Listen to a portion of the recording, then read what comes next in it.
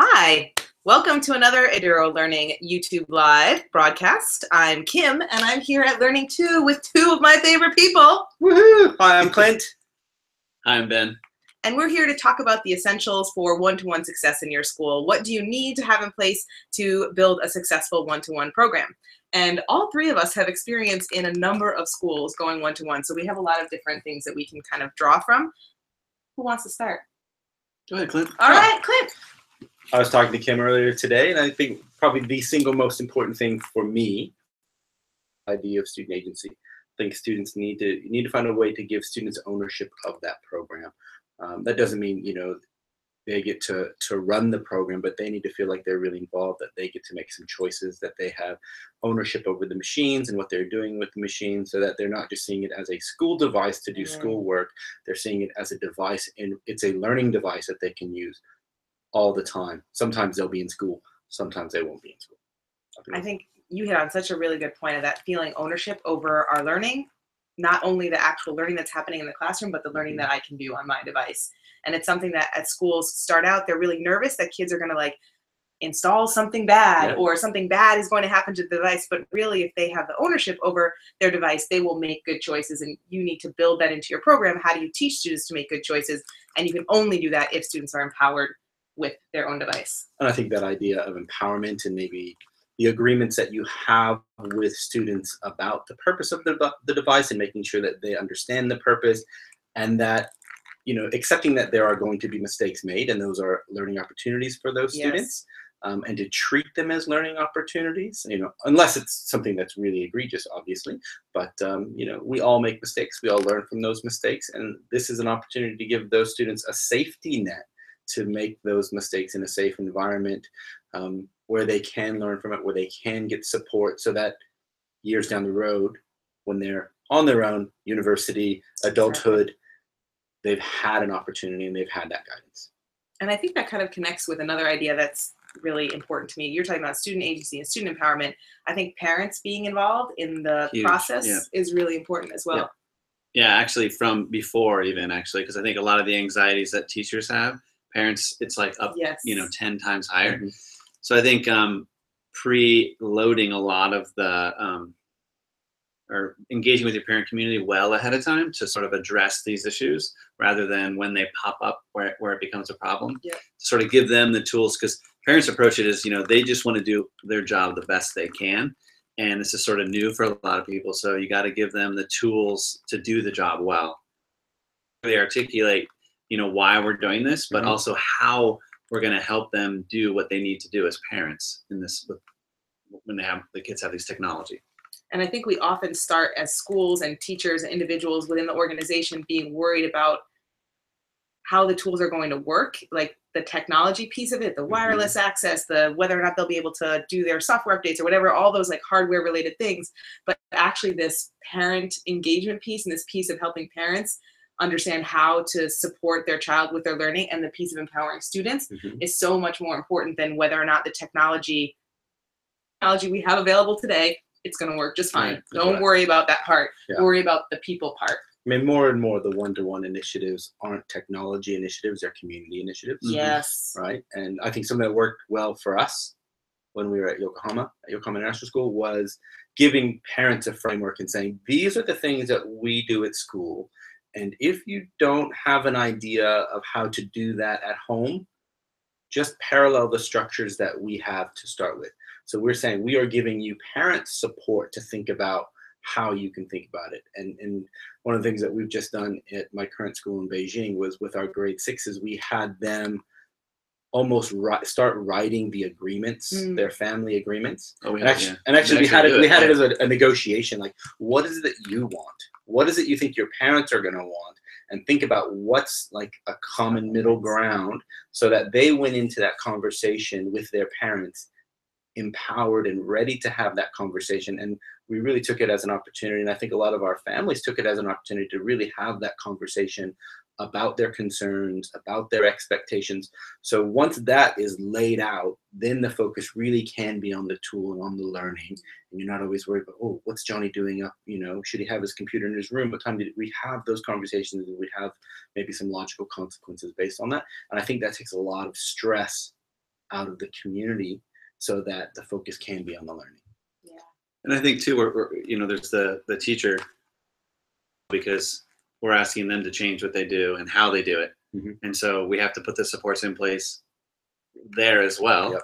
But we also, have to identify, we have all the great intentions when we move forward, and we're moving forward with like the best intentions, but sometimes it doesn't always translate. Mm-hmm. There are things that come up that you could not have foreseen. Mm-hmm. And so you have to have some sort of feedback loop built in, so where you're consistently gathering information from all the different parties, from the students, from the parents, from the teachers, to see what are the pain points and where do you need to provide additional resources to actually realize that vision you set out at the beginning. Right. And I think you just hit on a really important thing that we haven't talked about yet, is the vision for what is going to happen with these devices. That vision needs to be transparent, not just to teachers, but also to families and to students. And I think that vision being transparent, being created with the input from all stakeholders, and then transparent to every member of the community, is like the number one kind of bedrock foundational element for one-to-one success. I mean, that's the bedrock of success of any initiative, right? Mm-hmm. Whether it's your school vision and mission, and being able to say, this is what we believe about our school environment, this is what we believe about learning, this is what we think learning is and what learning isn't, and this is an initiative that is supporting that, not the cart before the horse. Yeah. Mm-hmm. We have computers now, let's think about what that means. Hopefully you've thought about what it is you're trying to accomplish first, right? Again, start with the why, and then move into the how afterwards. And the challenge for a lot of schools is the financial piece of actually buying all those devices. So sometimes the financial piece ends up coming before the vision piece, because we don't want to invest all this time in vision till we have the devices. And that's when you get that kind of shaky ground where it's not really clear. We have all these devices, but we're not really sure what we're using them for. But the biggest investment has to be PD. Yeah. Right? We can put thousands, hundreds of thousands of dollars into the devices, but if we're not giving support to the teachers and not giving support to the parents and not giving support to the students to use those devices, it's not going to be as effective as it can be. And what kind of PD do you guys think? Like, I know a lot of schools will start and have tech PD. Do you think that the tech PD is the way to really make this one-to-one program successful, or is there some other kind of development for teachers specifically? Well, I think it's like I guess probably there's different phases, right? What's the day-to-day thing that you need to help teachers with that's going to alleviate some anxiety or help them just sort of get through the day? Phase one, right? And then phase two is, how do you create sort of the learning experiences that you want the students to engage with on a broader scale? Yeah. And that's when you're really leveraging those tools that you have available to you. And what you'll hear is transformational learning experiences. But again, a lot of people haven't defined what that means, or a lot of people haven't thought about what that's going to mean for their assessments or for their classroom management or for homework, and so a lot of that PD needs to be focused on learning and innovation, right? And how technology supports access to technology, access to information, supports that, not just we can put bullet points, or we know how to bold, or we know how to use, Quizlet or Poplet or any of those tools. Those tools are great, but the focus isn't on the tools. The focus is on the outcome. Yeah, absolutely. I like this idea of like phase professional development. Like there has to be that piece where teachers feel efficient and comfortable and like a powerful user of their device, so they can be competent in front of their teachers. You have to have the idea that you have power over something, that something has power over you. And a lot of teachers have that like fear of technology because they feel powerless. Yeah. Because nothing brings you to your knees quicker than like something that's not working. Yes. Right? And teachers are used to having to feel powerful, and they have, all these people in their room. They got to know what they're doing. They got to have everything lined up.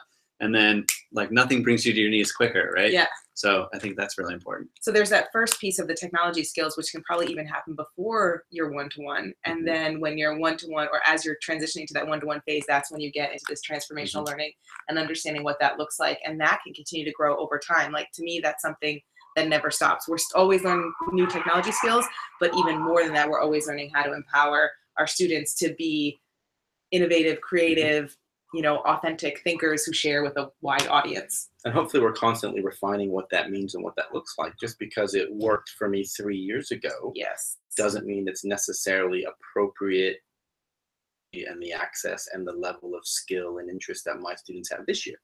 So I can take those concepts of what I'm trying to accomplish, but it's a constant refinement of what it actually looks like in practice this year, next year.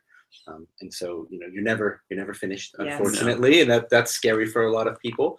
But I think that's also had a lot of payoff. You're like, oh, that was a great unit that we put together, and we used those tools, and we used the technology for a purpose, and we can see what we've accomplished, and that feels really good.